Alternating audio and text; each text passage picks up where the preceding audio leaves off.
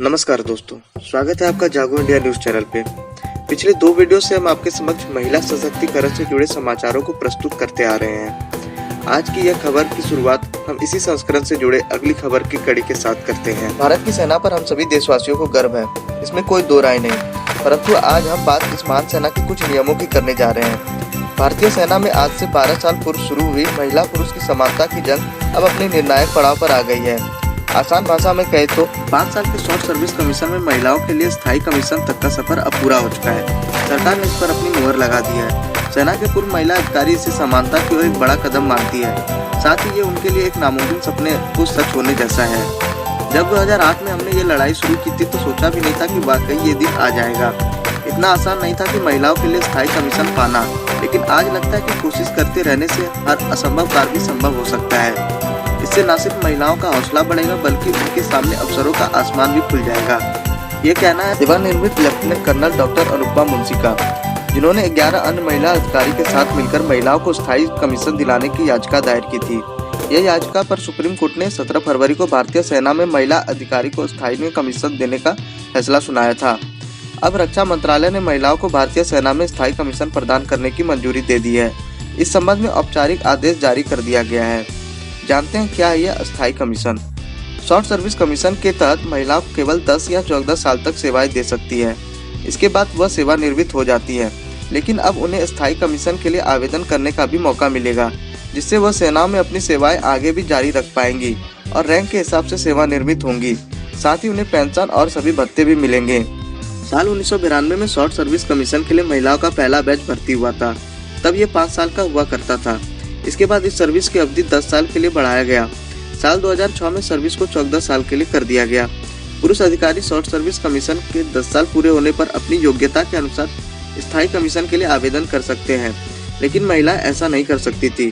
वर्तमान में महिलाओं को शॉर्ट सर्विस कमीशन के जरिए सेना में भर्ती किया जाता है, जबकि पुरुष सीधे स्थायी कमीशन के जरिए भी भर्ती हो सकते हैं। स्थायी कमीशन में महिलाओं की सीधी भर्ती की जाएगी या नहीं, ये आगे देखना होगा। रुक करते हैं हमारी अगली खबर पर। दिल बेचारा फ्रेंड जोन का मारा। जी हाँ, ये चंद लाइन सुनते ही आपके मन में सुशांत की छवि जरूर ही उभरी होगी।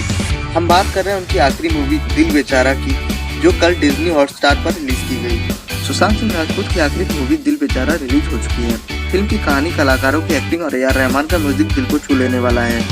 यह फिल्म मशहूर नॉवलिस्ट जॉन ग्रीन की किताब the fault in our stars पर आधारित है। फिल्म को पूरी तरह से देसी टच में सजाया गया है और ये सभी को दिल को छूकर निकल जाती है। फिल्म पूरी तरह से इमोशंस और हल्की फुल्की कॉमेडी पर आधारित है। यह फिल्म की यूएसपी भी है। सुशांत सिंह राजपूत के साथ संजना सांगी ने अपना रोल बखूबी निभाया है।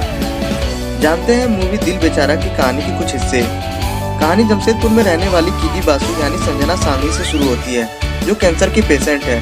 उसे अपने लाइफ की बोरियत से काफी शिकायतें हैं और वह बिल्कुल भी खुश नहीं रहती। लेकिन तभी एंट्री होती है मैनी यानी सुशांत सिंह राजपूत की। मैनी रजनीकांत का बहुत बड़ा फैन है और लाइफ में हमेशा खुश रहता है। मैनी भी ऑस्टियोसार्कोमा कैंसर से पीड़ित है, लेकिन वो कीजी बासु की तरह शिकायतें नहीं करता, बल्कि खुद में ही मस्त रहता है।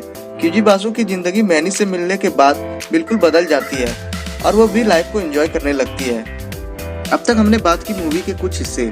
अब बात करते हैं कि क्यों देखे दिल बेचारा।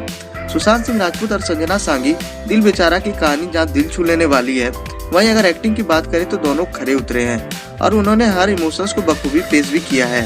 यह फिल्म सुशांत की आखिरी फिल्म है। फिल्म देखते देखते आपको यह महसूस होता रहेगा, यह जो शख्स स्क्रीन पर कभी हंसा रहा है और कभी रुला रहा है, वह अब हमारे बीच नहीं है। उसकी कोई भी फिल्म भविष्य में नहीं आएगी। सुशांत ने मैनी के किरदार के हर रंग को जिस तरह निभाया है, उसे आप बिल्कुल मिस नहीं कर सकते।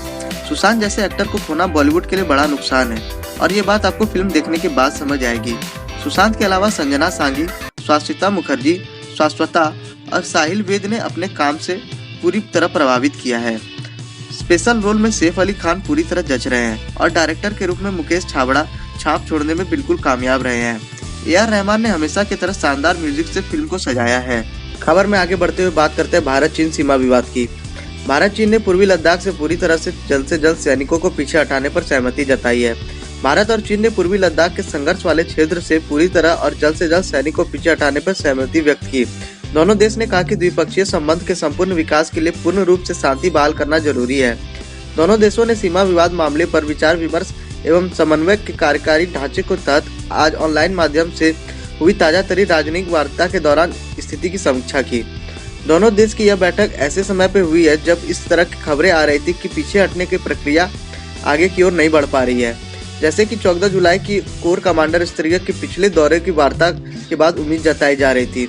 विदेश मंत्रालय ने कहा कि शुक्रवार की बैठक के बाद दोनों पक्ष ने इस बात पर सहमति व्यक्त की कि त्वरित ढंग से पूरी तरह से पीछे हटने की प्रक्रिया को सुनिश्चित करने के लिए आगे के कदम तय करने के वास्ते वरिष्ठ सैन्य कमांडरों की एक और बैठक संभव हो सकती है। अगर आपको ये वीडियो पसंद आया तो इसे लाइक करें और सब्सक्राइब करें हमारे चैनल जागो इंडिया न्यूज को, और बेल आइकन को दबाना न भूलें ताकि हमारी हर अपडेट आप तक पहुंच सके। धन्यवाद।